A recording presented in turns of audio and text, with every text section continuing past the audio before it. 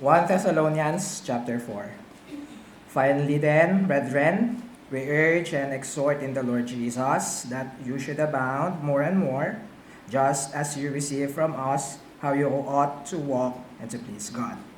For you know what commandments we gave you through the Lord Jesus. For this is the will of God, your sanctification, that you should abstain from sexual immorality, that each of you should know how to possess his own vessel in sanctification and honor, not in passion of lust, like the Gentiles who do not know God. That no one should take advantage of and defraud his brother in this matter, because the Lord is the avenger of all such, as we also forewarned you and testify. For God did not call us to uncleanness, but in holiness. Therefore, he who rejects this does not reject man, but God, who has also given us his Holy Spirit. But concerning brotherly love, you have no need that I should write to you, for you yourselves are taught by God to love one another.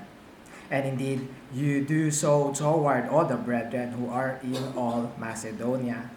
But we urge you, brethren, that you increase more and more, that you also aspire to lead a quiet life, and to mind your own business, and to work with your own hands, as we commanded you, that you may walk properly toward those who are outside, and that you may lack nothing.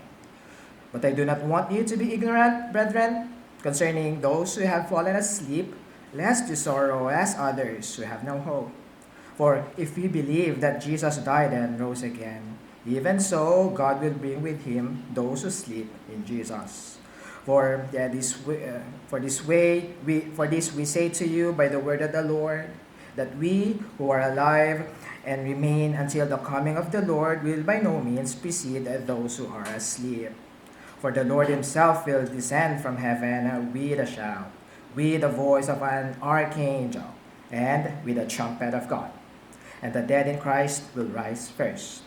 Then we who are alive and remain shall be caught up together with them in the clouds to meet the Lord in the air.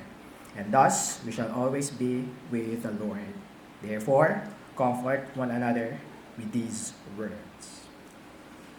So sa buong kabanata po and sa kabuuan naman ng mga epistle, I expect for us mga believers, oftentimes dapat nire-refresh natin yung mga sarili natin, particular talaga sa mga epistles, kasi dito natin nakikita yung paliwanag, ano talaga yung bigat o lalo na yung spiritual reality ng gospel, particular sa saving work ng ating Panginoon, no? Kaya dito sa binasa natin, puro indicatives din to, yung first and second part. So, hindi ko na po ito pagtuunan ng komento ngayon. Ang pagtuunan ko na lang yung huling bahagi. Okay? Yung verse 13 hanggang dulo, 18. Okay? Mabilis ang paliwanag lang. Dito po, hango. Medyo maghasa tayo ng eschatology dito or mag-refresh. And baka yung iba sa inyo, pag hindi nga kayo aral, siguro i-share ko ng mabilisan. Okay, baka controversial o mahirapan din kayo dito. Hango po yung eschatological term na rapture. Okay, yung from verse 15 to 17. Dito po yan na hango.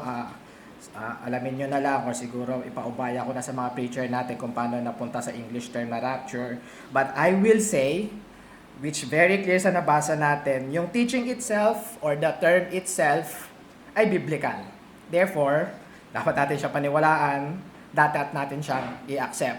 Yun yung baka as Reformed people, parang hindi kasi masyadong common sa atin to, no? Ang inire-refute lang natin, or ang disagreement natin pagdating sa rapture, kasi nga, most associated ito, eschatology, no? So yung basic tatlong views for the eschatology are amil, post-mill, then premillennial reign. Most associated siya doon sa last, yung premillennial, then pre-tribulation rapture pa daw. No? Dito sa text, clear naman dito na walang pagpapaliwanag about doon sa magiging lalo na pre-tribulation rapture. Hango yon sa Daniel and sa Revelation, hindi ko lang maalala kung kasama rin sa Gospels. But simpleng-simple, wag natin pahirapan, kaya tayo, o lalo na kung ako personally din, ay amil ako sa view ko, Ito pong rapture dito ay sa from 15 to 17 is also the second coming of the Lord Jesus. Okay? Or mas gusto ko yung theological term na the second advent of the Messiah. In other words, ito po ay end of the world na as we know it. Kahit ano pong aral ninyo o kung mas mag-aaral pa nga kayo, hindi po yan magiging symbolical, metaphorical, whatsoever. Literal pong mangyayari itong 15 to 17. Kaya yung details nito, dito lang din mapapaliwanag, kaya doon lang nahango yung rapture. Mas hindi lang natin pakomplikahin yung view kung paano pang nagkakaroon pa ng tribulation, ng 7 years tribulation, wala na. Yun lang yung believe natin, or at least explain ko ng mabilisan as a millennial view itong text na ito. Okay? But sa sulat ng Apostle Paul, lalo na kung familiar din po kayo sa 1 Thessalonians or even kasama yung 2nd, ang goal naman ng Apostle Paul ay hindi po magturo ng eschatology. Makikita natin yan yung huling verse natin. Okay? Hindi yan yung goal. Ang cause lang ito, or indicative lang ito, motivation ito para sa darating na imperative. Yung imperative, yung utos, ay ma-comfort tayo ng katotohanan na yon. So, yung katotohanan, mas malinaw na dito sa verse 17, no? Ano ba yung katotohanan? Pagkatapos ng lahat ng to, o sinusulatan ng Apostle Paul dito sa mga brethren natin sa Thessalonica, kasi ang magiging issue nila dito, basically, syempre sin pa rin sa root.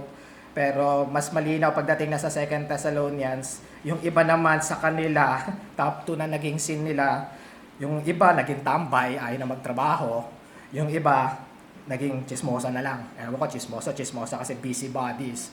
So, top 2 sins, but basically, overall, by broad application, i-comfort natin yung mga sarili natin dito sa katotohanan para paglabanan natin yung kasalanan. Kasalanan outside, kasalanan within. Okay? Na we will be with the Lord forever, always na, after His second coming. Meaning, I will use the formal word, sureball. Sureball yung ending natin. Therefore, sa current or present time natin, worthy lang ang Panginoon para sa ating obedience natin sa Kanya.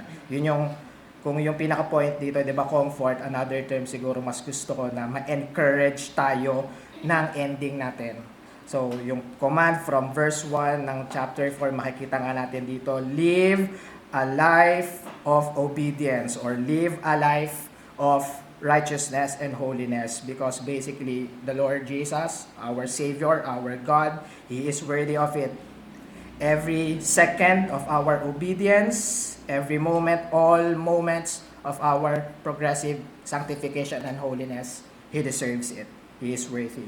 So, just a simple exhortation for all of us, my dear brothers, my dear sisters, fight the good fight, run and finish the race, and keep the faith, knowing that the end of all this is eternal life in Christ Jesus our Lord.